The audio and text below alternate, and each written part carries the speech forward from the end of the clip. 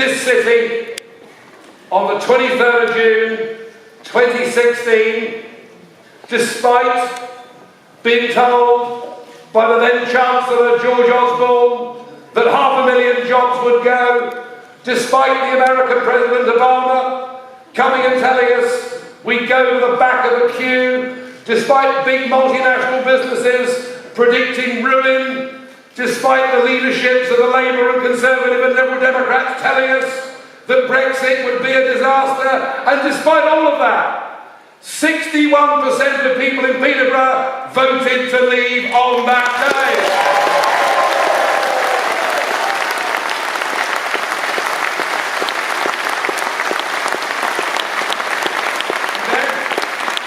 And then a year later, in a general election, the people of Peterborough were faced with a Conservative and a Labour candidate, both of whom said they would respect the result of the referendum and that Brexit would happen. So once again, the people of Peterborough, trustingly believing what they were doing was right, voted for Brexit.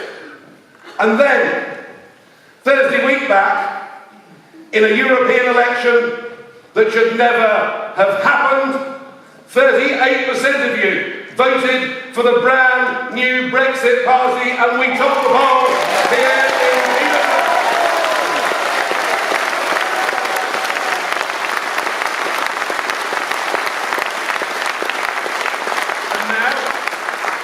Now we have yet another election in Peterborough where I'm afraid you've got to go out and vote Brexit again, and that is because the job is not done. That is because we have been willfully, consistently and clearly lied to by our mainstream political parties in Westminster who never from day one intended to deliver the Brexit that you voted for. But, and here's the thing, the remarkable thing about this party, which is just 7 weeks and 1 day old. That's pretty amazing, isn't it?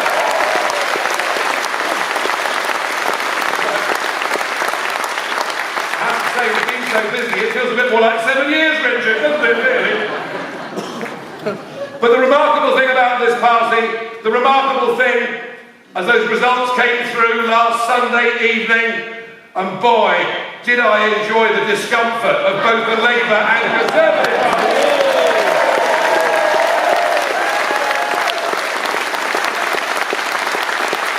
Whoever thought that a brand new party, fresh on the scene, could beat the two traditional parties combined, and yet we did it, and did it comfortably. I'm very proud of what happened on Sunday evening.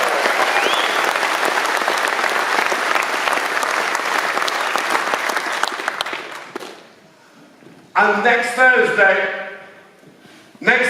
is the opportunity for the next chapter in this great story. And I think we must be doing quite well.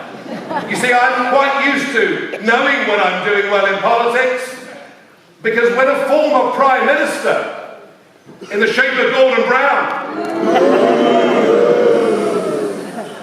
actually comes to Peterborough to speak to a huge audience. I think 60 people turned up this evening.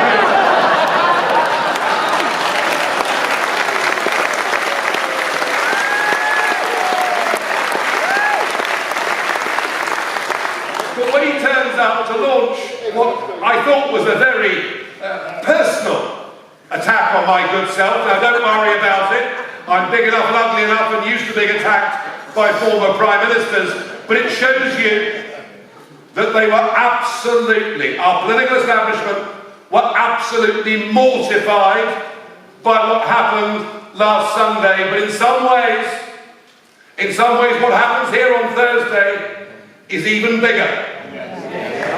It really is, it's even bigger.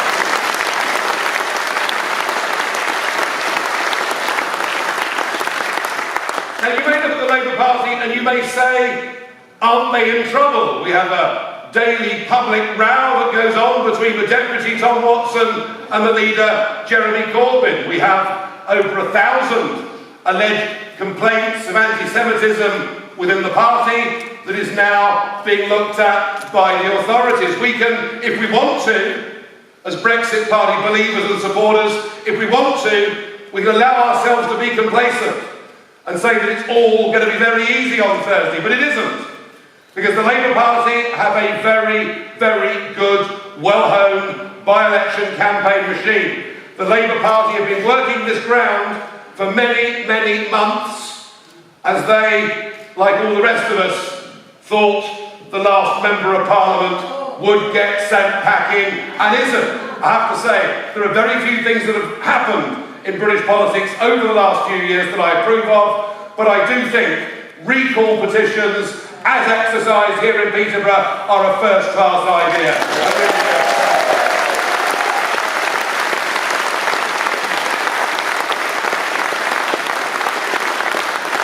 So don't underestimate how hard the Labour Party will try.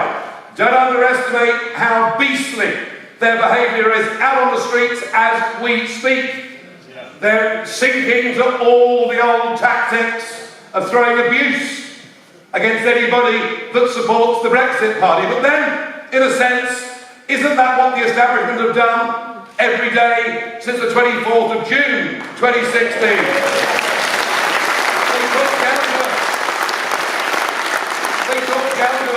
They think they're better than us. They think those of us that voted Brexit are all thick, stupid, lazy, fat, ignorant, racist. And that's all good then.